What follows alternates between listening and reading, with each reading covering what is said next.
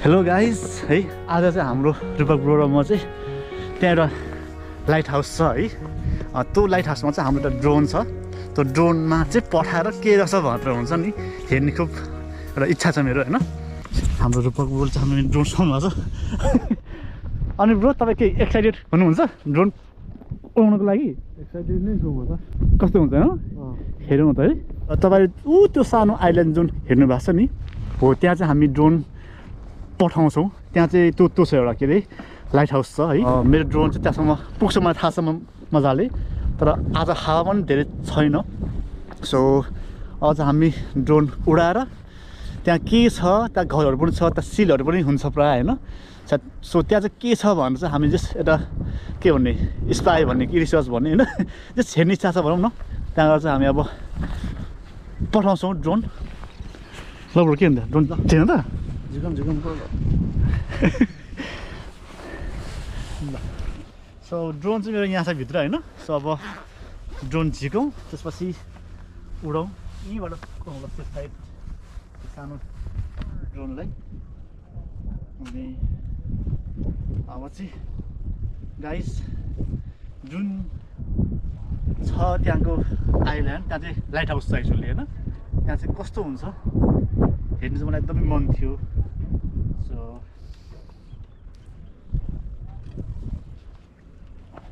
म चाहिँ यहाँ राख्छु ड्रोनलाई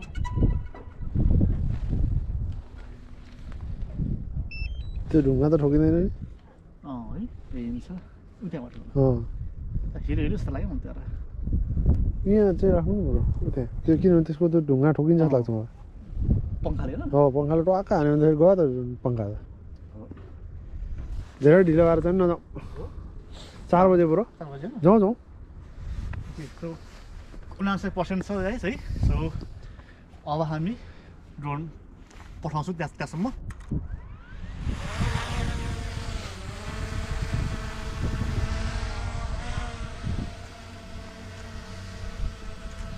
सो गाइस अब चाहिँ मेरो ड्रोन र हामी जाउँ हेर्नु त के छ भयो त सिधा ब्याट्रीलाई वेस्ट नगरिकन होइन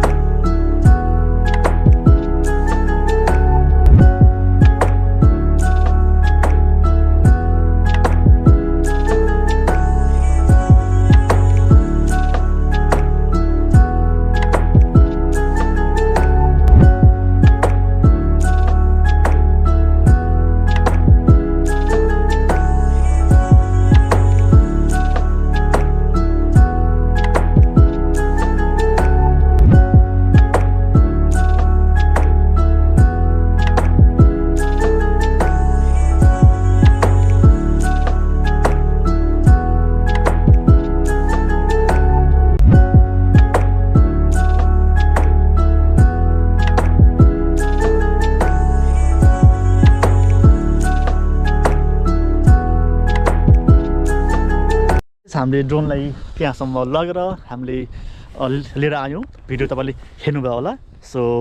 म भिडियो हाल्छु अब केही दिनमा सो अब हामी ब्याक जान्छौँ बिकज चिसो छ है अलिक 6 डिग्री छ कि 5 डिग्री छ सो 4 डिग्री छ है सो 4 डिग्री छ अहिले हाम्रो आज हामी हाम्रो रूपक ब्रो र म चाहिँ हिँड्दै हुन्छ नि लगभग 8-10 किलोमिटर चाहिँ हामी हिँड्दै आयौँ हिँड्दै आयौँ गाइज है सो हामीले ड्रोन पुर्यायौँ लगभग यहाँदेखि 2 किलोमिटर्सको थियो डिस्टेन्स सो यताबाट जान्छौँ र यताबाट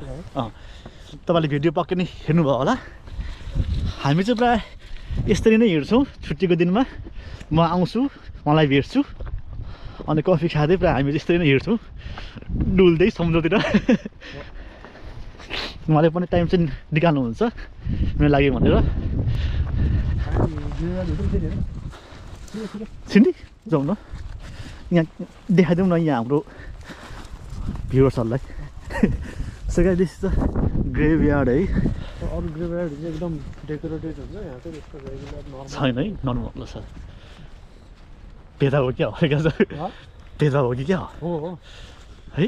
पैसा दिनु होला नि त्यो पनि होला